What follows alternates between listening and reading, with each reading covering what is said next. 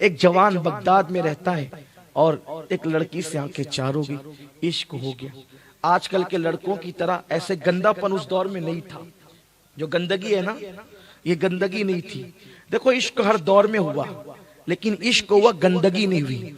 आज इश्क नहीं हो रहा है, इश्क के नाम पे जिना हो रहा है, इश्क के नाम पे गंदगी हो रही है, इश्क के नाम पे आबरू लूटी जा रही है। यारो जिससे इश्क होता था ना, उस लड़की को देखा भी नहीं जाता था। ये होता था, ऐसा नहीं कि उस दौर में इश्क नहीं हुआ, हुआ इश्क, लेकिन उस दौर की लड़कियां भी और उस दौर के लड़के भी, जरा सुन ले तारीख। इश्क हुआ, उस नौजवान ने कहा मिलोगी, मुलाकात करोगी, बात करोगी, ठीक है रात को आना, इशा के बाद आना, बातचीत करेंगे। वो तो दामन बचा गई। ये जवान जल्दी जल्दी बगदाद की सर्दी आए, उसके घर के सामने खड़े हो गए। देर तक खड़े रहे। उसको ना आना था ना वो आई। वो बड़ी पाक दामन थी, आंखें चार हो गई थी। वो कहा था कि मिलेंगे, लेकिन उसने बहाना किया कि मिलेंगे, लेकिन वो मिली नहीं। तरबियत ऐसी थी उस दौर की। आजकल की पाबंदी, उसने कहा रात को मिलेंगे, नहीं है, पूरी रात नहीं। बगदाद की ठंडी कड़ाके की सर्दी, जो बगदाद शरीफ अभी भी जाते हैं उनको पता है कितनी सर्दी होती है।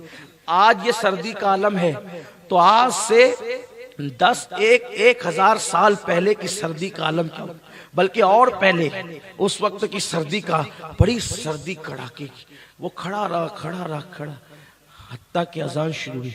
जैसे मौजिन ने बगदाद के मीनारों से बुलंद की सदा, अल्लाहु अकबर, अल्लाहु अकबर, इन्होंने लगा या अल्लाह, इशा की अजान हो गई। जैसे मौजिन ने तौहीद और रिसालत के नगमे के बाद हय्या अला सलाह हय्या अल फलाह के बाद कहा अस्सलातु खैरुम मिनन नौम, तो ये तो परेशान, अरे इशा की नहीं, फजर की अजान हो रही। मैं पूरी रात खड़ा रहा एक लड़की के लिए,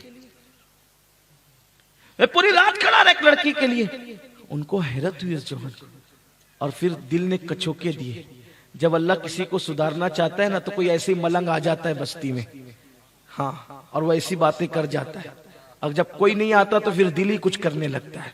दिल ने, अरे नादान, तू अल्लाह के लिए अगर खड़ा रहता पूरी रात तो तुझे क्या मिलता।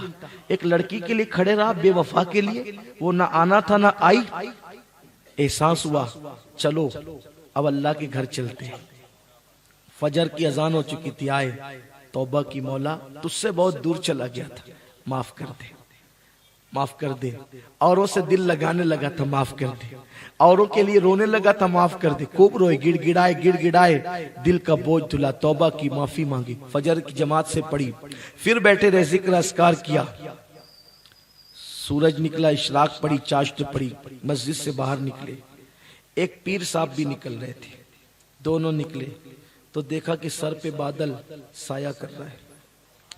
पीर साहब ने कहा, ए जवान, तेरे सर पे बादल साया करते। कहा, बाबा हमने रात कैसे गुजारी हमारा दिल जानता है, हम पर बादल क्या साया करेगा, ये आप अल्लाह वालों का काम है।